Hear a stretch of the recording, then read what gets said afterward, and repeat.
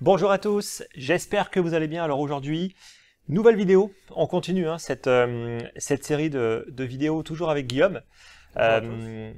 Aujourd'hui, on va parler d'un sujet qui peut être un peu épineux, c'est qu'on va parler en fait des alts. Parfois des sujets qui démènent les passions, tant les projets en fait veulent absolument, enfin les personnes qui défendent les projets veulent absolument défendre leur projet phare.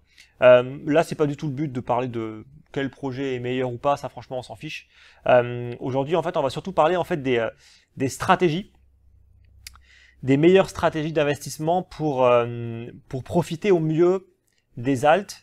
Et je pense que c'est surtout basé en fait sur, on va dire, les 2 derniers cycles qu'on a vécu, le cycle qu'il y a eu en 2016-2017, puis ensuite le cycle 2020-2021, qui n'ont absolument rien en commun. Surtout au niveau des alts, où il s'est passé quand même des choses qui sont très différentes à chaque fois. Mais en tout cas, il y a beaucoup de choses, je pense, à retenir de ces 2 cycles-là sur les cryptos, et notamment plus particulièrement là, sur les alts. Première question, Guillaume. Pourquoi aujourd'hui est-ce qu'il est difficile de vraiment profiter de la performance des alts? Parce que mine de rien, ça fait beaucoup rêver. Mais en réalité, c'est pas si simple que ça, que d'être capable d'en profiter et de garder une bonne partie en fait de ce qu'on a pu gagner grâce aux alts. Bah oui, la première caractéristique des alt seasons, vous avez dû sûrement le voir, c'est qu'elles sont très courtes. Si on prend un cycle qui dure 3 à 4 ans, bon, sur le dernier, ça a duré quelques mois.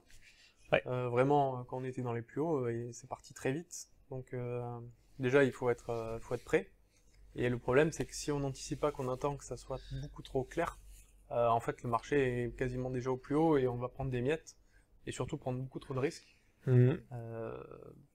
Voilà, donc dans un premier temps, c'est la durée de la alt season qui est très courte. Et il faut être prêt, déjà il faut être prêt si vous commencez à vous former ou à vous demander dans quoi vous allez investir quand ça commence à partir. Souvent ça se passe mal après. Et surtout, c'est vrai que très souvent en plus, on va être amené à se demander, tiens, est-ce que je dois investir dans ce projet? Mais parce que ce projet est déjà parti et qu'il est déjà en fait dans une phase de grosse accélération. Ce qui en fait, si on se pose cette question, c'est très souvent que non. La réponse sera non. C'est que c'est déjà en fait bien trop tard, parce que la phase de hausse sur ces actifs-là, c'est l'histoire de quelques semaines, voire quelques mois. Alors bien sûr, il y aura toujours quelques exceptions qui vont avoir 2 phases de hausse, mais en règle générale, c'est pas ce qui se passe. On a une grosse phase de hausse qui dure quelques semaines et après c'est fini. Donc c'est soit on était là au début, soit on passe son chemin, soit on passe son chemin effectivement. D'autres opportunités. Ouais. Et ensuite, donc, elles partent très vite et elles se terminent très vite aussi. On a pu le voir avec plein d'altcoins qui font des performances exceptionnelles, mais qui retombent, ou des cas extrêmes comme le Luna, où du jour au lendemain, ça vaut quasiment plus rien. Donc il faut savoir prendre ses profits de façon progressive. De toute façon, on ne sait jamais jusqu'où ça peut aller. Mais il faut vraiment savoir sortir, et aussi vite qu'on est rentré, j'ai envie de dire. Parce que ça dure pas longtemps, et si on le fait pas, finalement on va avoir une performance qui sera pas à la hauteur des risques qu'on a pris au final, quoi. Il faut vraiment pas non plus tomber dans le piège du oui, mais si je regarde tel alt, ceux qui ont hold, ils ont fait X performance, etc. Ça, je pense que c'est une énorme erreur. Bon, on va en parler, je pense, un petit peu après, justement, de tout ce que ça peut entraîner comme terme de biais psychologiques et de comportement liés justement au fait de conserver des alts qui sont hyper volatiles sur une longue période de temps. Mais en tout cas, ça, on va en revenir un petit peu après. Autre facteur qu'il faut ne surtout pas oublier, parce que là on parle des alts, mais en vrai le Bitcoin il mène la danse en fait, j'ai envie de dire. Et ça pour le coup, jusqu'à preuve du contraire, ça n'a pas encore changé.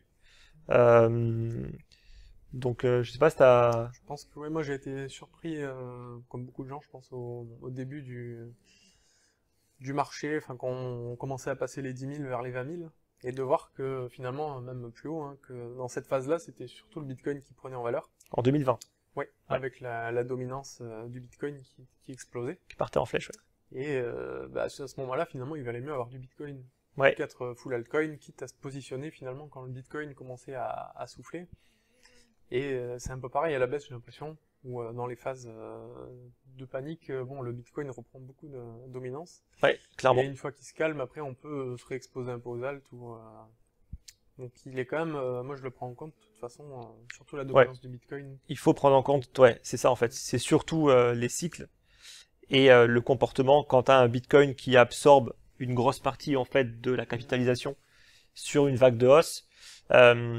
C'est sûr que, alors d'un côté, il faut pas non plus tomber dans le piège, c'est-à-dire que si on est exposé en alt et qu'on voit un Bitcoin qui commence à prendre beaucoup en dominance, faut peut-être pas non plus tomber dans le panneau de se dire ok, je mets tout en Bitcoin parce que le switch va aussi être extrêmement rapide, tu vois. Ouais. Donc il faut être capable de jauger un petit peu la pondération, la faire évoluer plus en faveur du BTC tant que la dominance monte. Mais de toute façon, le graphe de la dominance du Bitcoin, il est plutôt clair. Il y a quand même une tendance qui est claire, c'est que ça baisse. Mine de rien, moi j'ai connu le marché, on avait un Bitcoin qui dominait à 90%. Et vraiment, c'était le Bitcoin qui menait la danse, mais de manière absolue, quoi. Alors aujourd'hui, il faut quand même avouer que ça a un peu changé. On a quand même des alts qui tendent un peu à se détacher, mais je parlerai pas de décorrélation. Il y a toujours un impact. Mais cette dominance, quand même, au fil du temps, elle baisse et elle ne remonte pas au niveau qu'on avait eu en 2017-2016 où on était toujours sur du 80%, tu vois. Là, déjà, si on remonte à 50%, ça commence déjà, on va dire, à faire beaucoup, ce qui est normal pour un marché qui évolue et avec des projets qui vont également gagner en maturité, gagner en capitalisation et vont plus être que des projets ultra spéculatifs sur lesquels on imagine qu'ils pourront faire des choses. Là, il y a un peu plus de concret aussi. Et c'est vrai que cette dominance du Bitcoin, elle est assez importante pour être capable de jauger.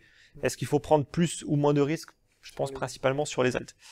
Sachant qu'en plus souvent au plus la dominance va baisser, donc au plus les alts explosent, c'est assez. Enfin, si vous regardez la dominance du Bitcoin, c'est quand même l'image aussi de l'euphorie qu'on a souvent sur les marchés. À la fin, c'est souvent les alts qui signent le milieu ou la fin de l'euphorie, quoi. Et ce qui est aussi intéressant de voir, c'est qu'en 2022, on avait des alts qui arrivaient encore à tenir un peu. C'est-à-dire qu'on avait un contexte de marché qui était plutôt baissier, notamment avec le Bitcoin qui avait quand même donné des signaux baissiers assez forts, notamment depuis novembre 2021, avec son faux breakout d'ATH, son rejet puissant. Je pense que là, clairement, ça a sonné en fait la fin du cycle.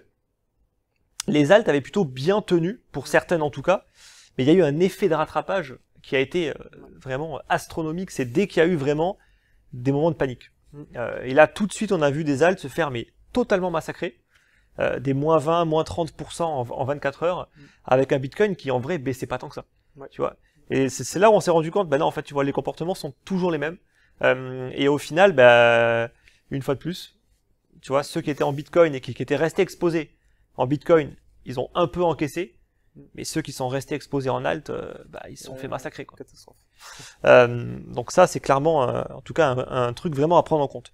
Donc toujours avoir pondération, Bitcoin, Ether, alt, et ne jamais, à mon sens, tout miser sur un seul, quoi. Oui, faire évoluer aussi de façon progressive, ne pas faire aussi tout ou rien, d'y aller par tranche de 25%, ou après chacun y voit, mais voilà, y aller vraiment de façon progressive pour justement anticiper, mais pas trop non plus, au cas où. Ouais, clairement. De toute façon, ça, il y a pas de secret, en fait. Toujours, enfin, n'importe qui aujourd'hui, il va toujours de manière progressive, que ce soit un trader, un investisseur, il va toujours prendre des positions au fur et à mesure, que ce soit pour s'exposer ou pour sortir du marché. Donc, clairement, ça, il n'y a pas de secret par rapport à ça. Ensuite, autre problème, en fait, avec les alts, c'est qu'elles sont nombreuses. Donc là, on fait comment, là? Ah oui. Des dizaines de milliers d'alts. Ouais, exact. Beaucoup d'alts, beaucoup de secteurs. Donc il y a une des choses qui est importante, c'est de se diversifier, oui, de ne pas se surdiversifier et d'accepter surtout de rater des opportunités. Et ça, on sait que c'est compliqué, ça. Ouais, ça c'est le plus dur. Mais de toute façon, ça va forcément arriver, hein, de plus en plus, parce qu'il y a tellement d'opportunités, et je pense peut-être encore plus dans les années à venir. Je pense il faut vraiment en fonction de nos objectifs. Pondérer, par exemple, si on a une partie safe, on va se dire, bon, celle-là c'est dans le top 30, et on se bloque dans le top 30, une autre pondération où on va chercher plus loin, et encore une autre pondération où on va chercher des small caps ou des projets, des ICO, etc. Ouais. Mais voilà, pas non plus, si vous vous retrouvez avec 30 catégories, vous avez 1 ou 2% à chaque fois dedans du portefeuille, bon, vous allez vous éparpiller, et surtout, quand ça va payer, ça va pas payer beaucoup au final. Donc, ouais. Normalement, règle de base, c'est plus il y a de risques, moins c'est pondéré en fait dans le portefeuille, parce que le risque compense le fait que ce soit justement moins pondéré. Et surtout, pour se protéger en fait des baisses. C'est aussi surtout pour ça. Mais en tout cas, voilà, il y a beaucoup de secteurs, NFT, Oracle, DeFi, Web3, Layer 2, Layer 3, Play to Earn, Move to Earn, tout ce que tu veux, tu vois, il y a des secteurs absolument partout.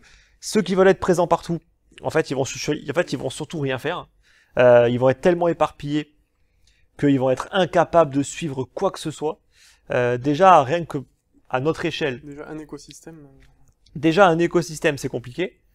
Déjà, avoir une dizaine de projets, c'est pas forcément facile à suivre, surtout en phase de bull market, où tout bouge tellement vite que honnêtement, c'est pas facile d'arbitrer. Mais ceux qui ont 20, 30, 40, 50 projets en fait dans le portefeuille, en fait, c'est certain, ils vont s'y perdre. Ils vont rien faire.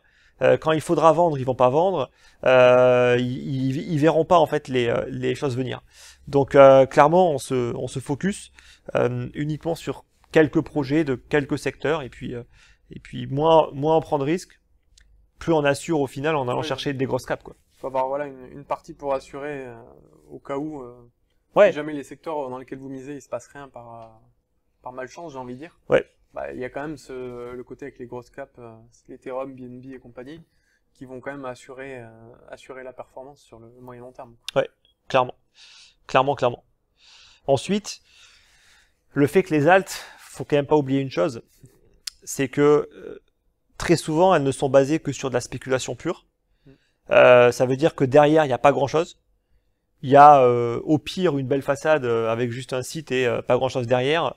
Au mieux, une blockchain. Mais c'est pas parce qu'il y a une blockchain qu'il y a un gage de quoi que ce soit en fait derrière, tu vois. Donc ne pas oublier que tout ce qui monte rapidement aura tendance à retomber aussi vite. Et ne surtout pas se faire avoir par le tribalisme ou pas mal de biais psychologiques qui font qu'on va s'attacher à un projet sous prétexte que c'est l'avenir ou je ne sais quoi. Sachant qu'en vrai c'est un projet qui a quelques années, c'est une start-up. Et qu'on le sait, en fait, sur des start-up, les chances de succès sont extrêmement faibles. Et surtout les chances de rester en vie. Donc, ça aussi c'est hyper important, quoi. Mais je sais que souvent dans les altcoins, il y a dès que la personne va commencer à s'impliquer dedans, que ce soit dans du play to earn ou dans des projets où on achète des nodes, dès qu'on commence à passer du temps et de l'énergie, on va un peu occulter la face cachée ou le fait que même si le projet est génial, il peut quand même se prendre à moins 80 ou moins 90%. On est biaisé. Et moi, les gens que je connais qui sont vraiment dans des projets d'altcoin comme ça, ils occultent complètement ils sont biaisés. Que ça peut baisser et que ça sera pas l'avenir. Et du coup, bon, côté investissement, ça coince et forcément, là, ça se passe mal quand il y a des baisses importantes. Ah non, clairement. Moi, je le vois sur une appli qui est tendance en ce moment, c'est Stepn. Stepn, en fait, t'as des personnes, c'est très bien, moi je critique pas ça, mais qui sont à fond dans Stepn, ils ont fait des chaînes YouTube sur Stepn, ils passent leur journée à tweeter sur Stepn, ils suivent tous les AMA, n'importe quelle news en fait va être scrutée, partagée, analysée, très bien.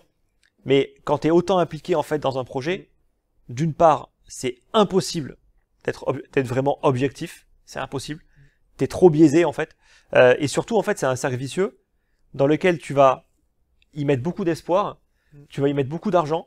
Là, je vois que le GST a perdu beaucoup de valeur. Il y a pas mal de personnes qui ont des gros comptes sur Twitter, notamment sur la partie francophone. Ils ont même pas été chercher le retour sur investissement. Et ils sont là en mode, oui, mais moi je suis là sur le long terme, je crois au projet. Ça, c'est des trucs que nous on reconnaît à chaque fois, tu vois. C'est des trucs à chaque fois sur des projets, j'y crois et toutes ces conneries. Mais quand tu investis, en fait, tu t'en fous de croire en le projet, tu vois. Tu évalues en fait tes risques. Et moi, tout de suite, je me suis dit, sur Stepn, il faut aller chercher en fait le ROI, quoi, le retour sur investissement. Il faut aller le chercher rapidement. On est sur un token qui peut certes monter, mais qui peut retomber tout aussi vite. Et moi, ça me paraît évident, tu vois. Mais c'est à force de se prendre des claques, de se faire avoir, et plus tu es investi, comme tu dis, hein, plus tu es investi, plus tu vas être amené à faire des erreurs. Bah, même si tu vois un graphique baissier et horrible, bah, si tu as tout dedans et que tu es à fond, tu verras rien. Tu verras ce que tu as envie de voir. Tu vas rester dedans. C'est un buy the dip et voilà. un autre, quoi. Et tu vas t'engouffrer en fait là-dedans, tu vas cramer tout ton pognon pour au final une croyance ou un feeling de se dire ah tiens ce projet va réussir alors qu'au final en fait on s'en branle. Ouais. Tu vois, enfin. Ensuite, autre facteur, le storytelling sur les alts, ça c'est quand même assez fou quoi. À chaque fois. Ouais, c'est quelque chose qu'on a beaucoup moins sur le Bitcoin. Hein, ouais, de moins en moins en tout cas. Voilà, toutes les histoires et que ça va révolutionner le futur dans tous les domaines hein, qu'on peut avoir dans les alts. Ouais. Et c'est ce qui vient vraiment, je trouve, nous faire oublier la partie investissement. Ouais. Et nous faire croire que cette fois c'est différent parce que c'est nouveau, parce que c'est les NFT, parce que c'est le métaverse, parce exact. que c'est je ne sais quelle peut-être future évolution magique, mais bon aujourd'hui on n'en sait rien. Peu importe en plus, j'ai envie de dire, parce que ce soit vrai ou pas, on passera toujours par les mêmes types de comportements et de cycles en fait de marché quoi.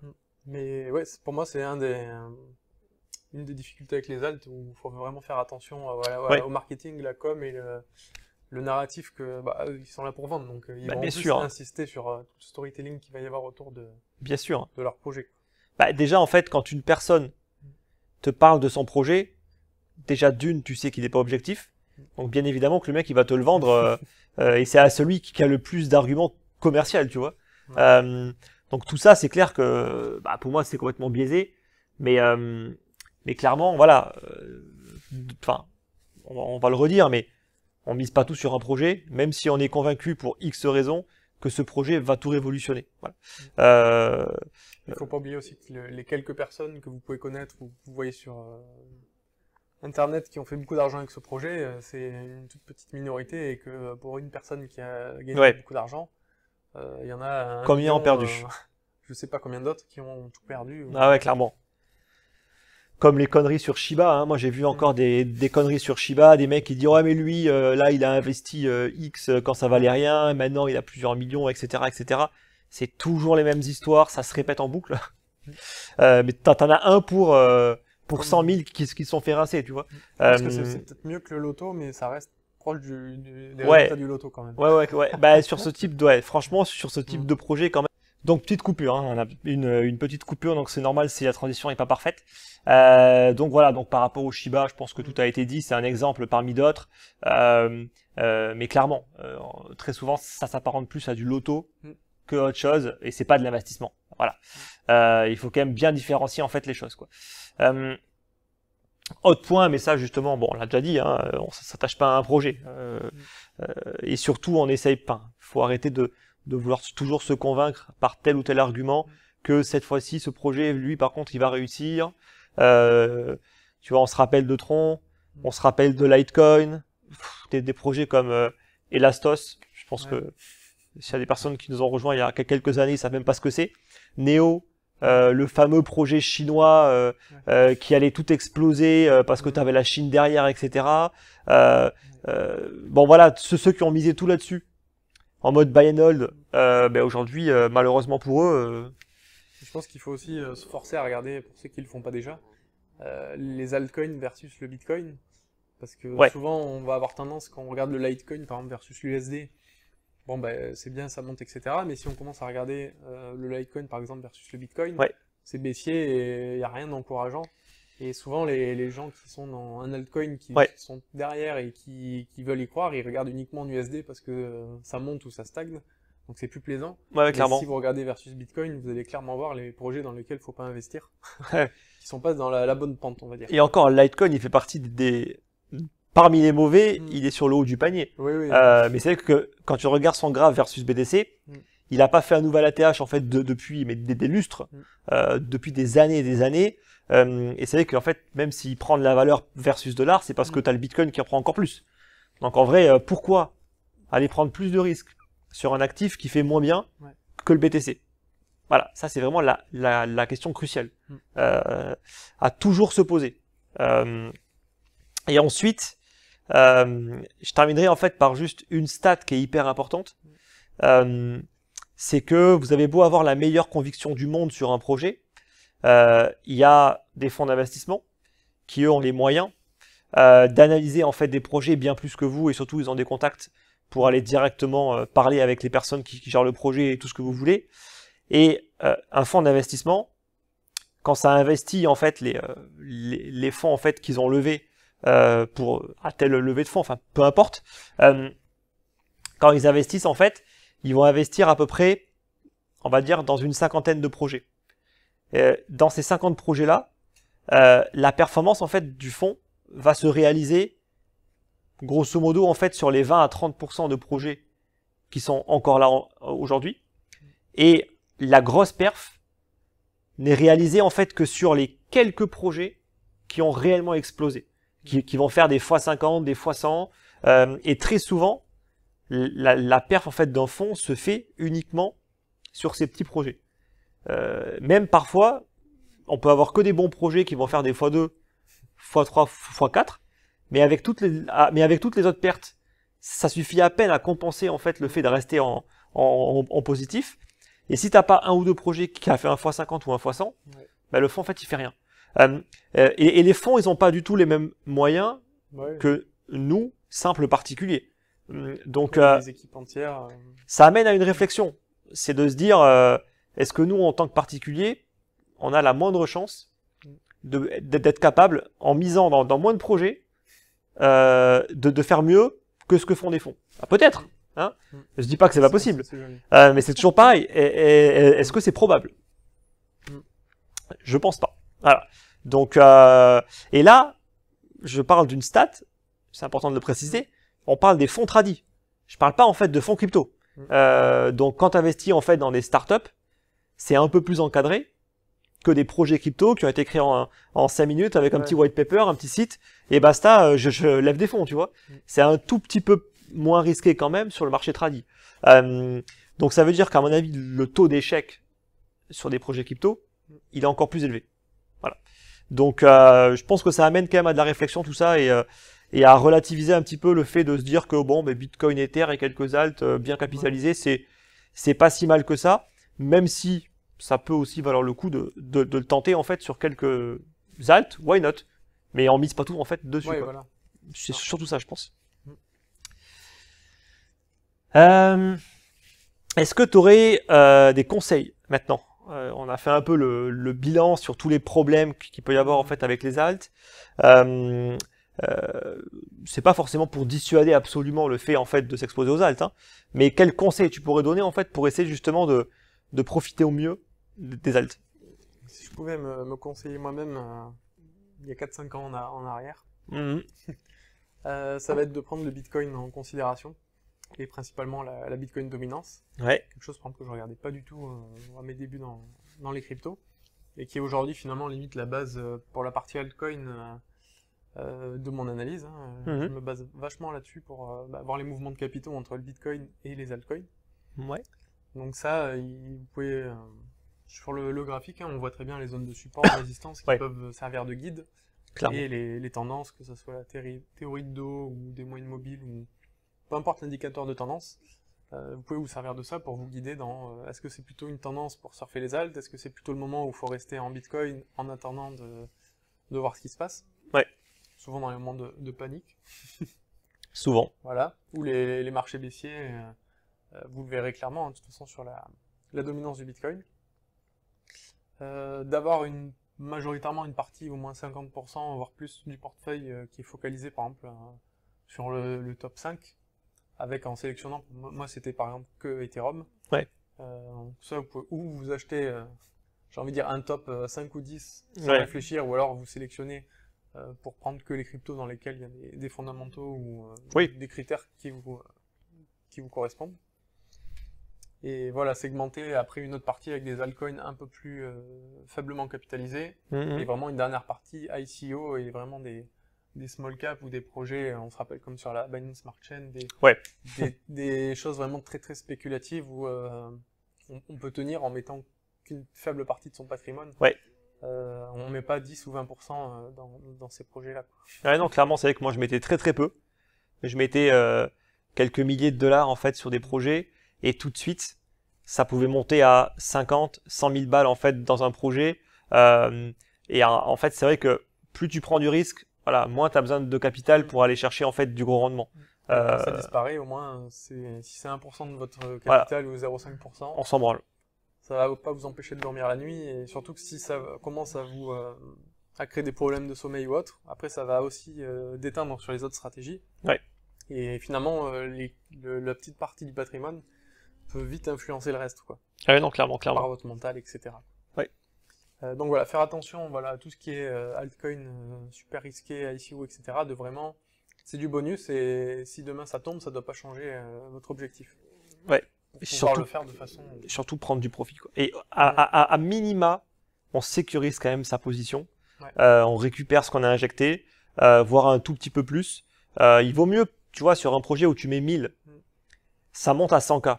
Au lieu en fait d'être cupide en mode j'attends le million, sors 10K, tu vois. Ouais. Mais juste sors un truc, tu vois. Juste par principe de se dire, oui, tu peux peut-être aller chercher plus.